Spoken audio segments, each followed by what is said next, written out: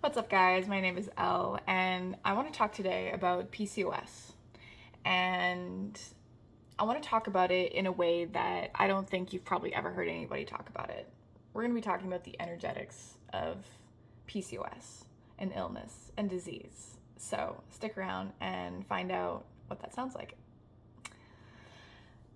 So, around 8 to 13% of women are diagnosed with PCOS, and that's just diagnosed. The majority of women will go their whole lives with PCOS and not even know it. The majority of women will go years or decades and have no clue, absolutely no clue. It is a very overlooked illness in most women and oftentimes is never diagnosed. So I'd be willing to bet that those percentages and numbers are a lot higher. And in fact, I actually know that they're a lot higher because not only have a lot of the symptoms of PCOS become very normalized in women within society, everything from heavy bleeds and cramping and cystic acne and certain weight fluctuations and energy and all of these things have been very normalized as all a part of being a woman or a woman in her cycle. And it's actually just not true. Not to mention, since we're going to be talking about the energetics of what this means, I see women walking around in these energetics and in these patterns almost all day, every day, and I'm willing to bet that more women than we'd like to admit have PCOS, which is really scary. But the good thing is that, like any illness and any disease, because there's no such thing as an incurable illness or incurable disease, it can be healed. And not just managed, but healed. Good, gone, forever. And I'm speaking as somebody who is on their second go about. So we can talk more about that here in a little bit when I tell my story. But I really want to lay the foundation for what exactly we're going to be talking about. And that is that all illness, all disease are a physical manifestation of a belief or a pattern that is playing out in our subconscious mind. The way our subconscious mind works is when we have a belief or a pattern, which oftentimes gets programmed within our childhood, when we have a belief or a pattern, our subconscious mind needs to actively seek things out in our external world to verify that belief, to verify that that pattern is the correct pattern to be playing out. And so what happens is we will create and manifest and attract certain illnesses and diseases in our life that perpetuate these beliefs, these patterns, these stories that we have. And so in order to really begin healing ourselves, we have to work on all of the levels, not just the body, which this is where a lot of people get stuck, is they just work on the body. And although the body is actually a really great place to start, it's not the end all be all. We got to work on the emotional, the mental, and even the spiritual side of things. So when it comes to something like PCOS, for example, the pattern that I see play out in the majority of women is the mothering pattern. And we see this with women and how they are with their children, and we really see this with women and how they are with their romantic partners, and sometimes their friends, family members.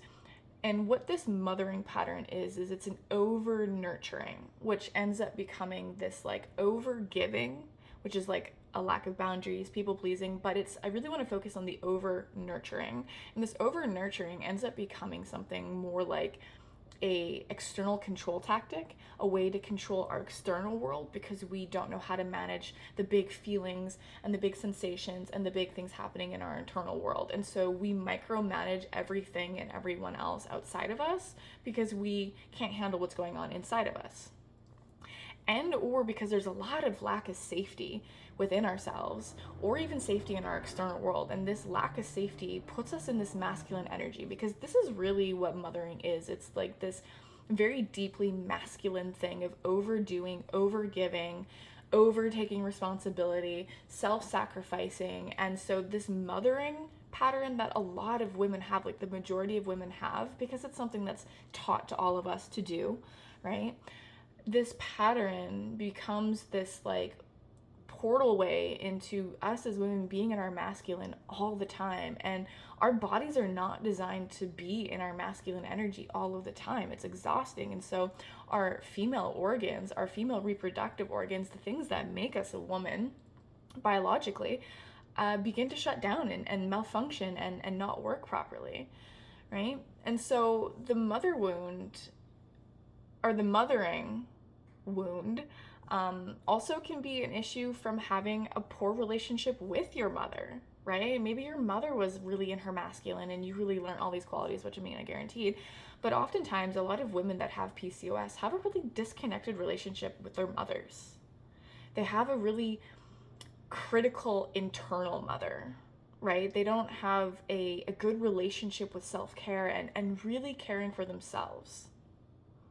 And this is actually where a lot of the healing comes from when you see, there's so many women, and even I've seen a couple men, but there's so many women out there that have great PCOS programs that teach you how you can heal your PCOS. And the thing is with that, these programs are great and they work for the majority of women, but they're not always long lasting because they haven't worked on that pattern. They haven't worked on that internal wound, right? Because they're only using one part of the pillar, right? One part of the triangle, which is like the mind, body, and spirit, and really working on all of it on a holistic, holistic level. And so and for the women that these programs do work for, it works because it's having you taking all of that like energy that you're putting externally on over giving and over micromanaging and over controlling and taking responsibility for everybody, and you're taking all of that and you're putting it inward, and you start to control your own internal world. You start to control your emotions, or you start to feel your emotions and go into that. You start to take care of yourself and nurture yourself. Because a lot of women, when we really look at it, they're taking care of their kids, they're taking care of their husbands, they're taking care of maybe their sick parents, they're taking care of their communities. Women are constantly overexerting and over nurturing energy and over mothering energy.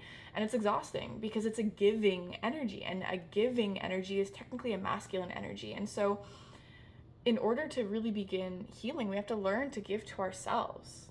We also have to learn where our own wound came from. Was it how did we have a single mother? Did we have an overly bearing mother, an overly mothering mother of our own? What kind of mother did we have, and what's our relationship to our own mother? And what's our relationship to our internal mother? And really doing the internal work around that, really working on this pattern and finding out where it comes from and how it shows up in our lives. And then it's choosing to change being a new way. And one of the first steps with that, like I said, would be learning to take that energy and turn it inward. Turn it inward onto yourself. Start nurturing yourself. Start taking care of yourself. But because this mothering, wound is also that of like very much so controlling everything, right? Because as women, we want things done our way. We are not okay with things being messy. We're not okay with things being out of place. We're not okay with things not being perfect all of the time. Those are three huge indicators that you're in your masculine energy, because feminine energy is chaotic, it's messy, it's all over the place, right? And so if we're not okay with being messy, if we're not okay with, and I'm not talking live like a slob, I mean like, the dish is not being done right away, or the dish is not being put in the right place. This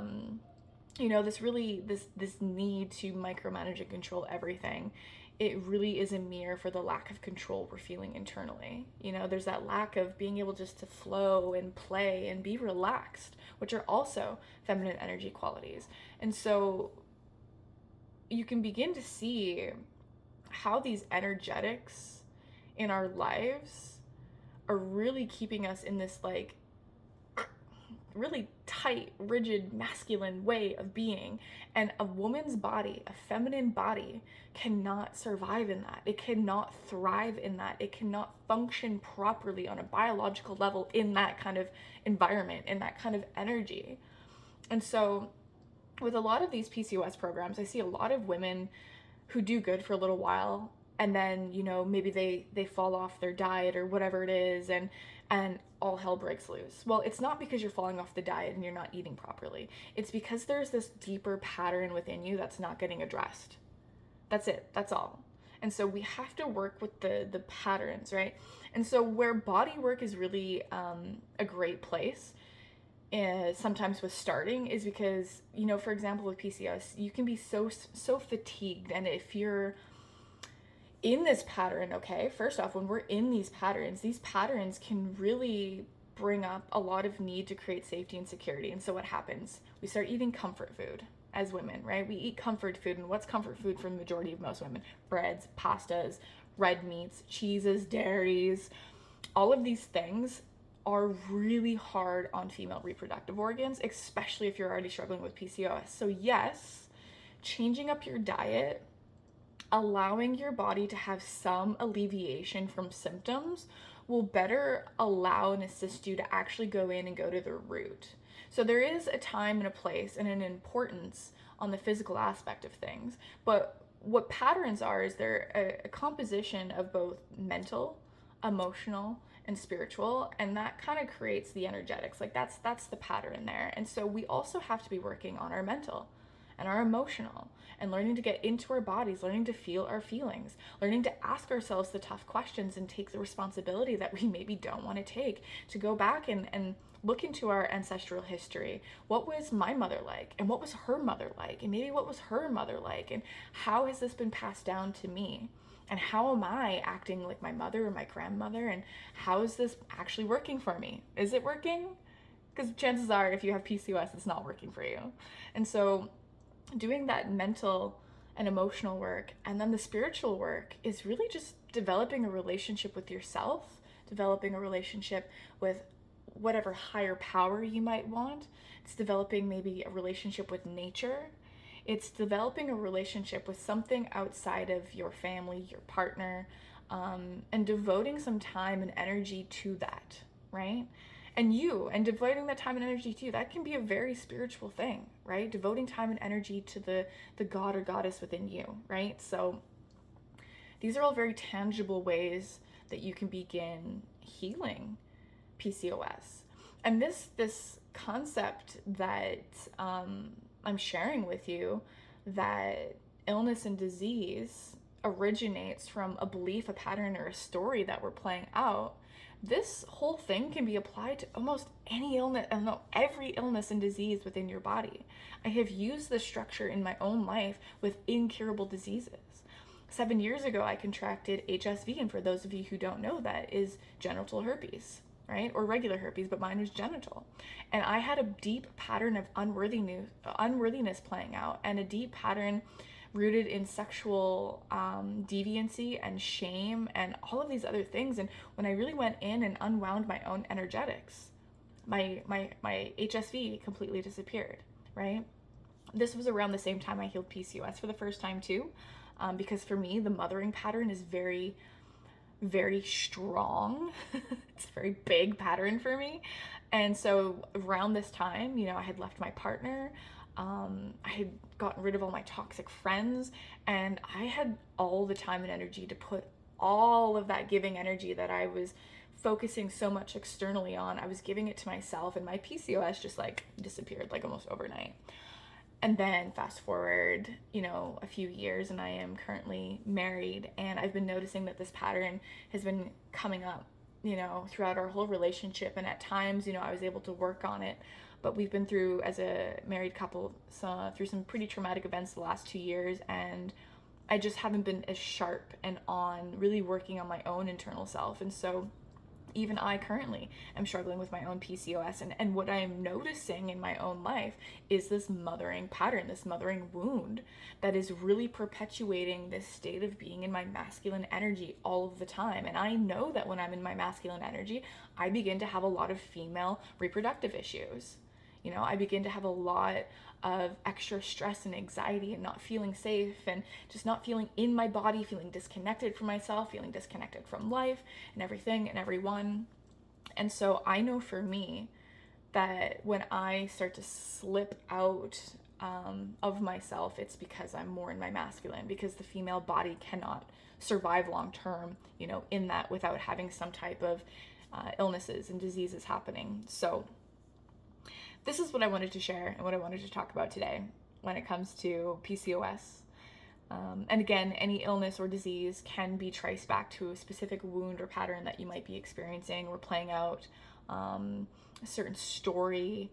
It's a very common thing. It really does originate there. So there's a lot of programs that you'll see, or diets or certain things that'll tell you that this will heal this and this will heal that. But at the end of the day, if you're not getting to the root pattern, the root belief or story, all the work that you'll do with somebody will just become unraveled eventually over time when that wound is triggered within you again, that perpetuates this like story, this belief, or this pattern.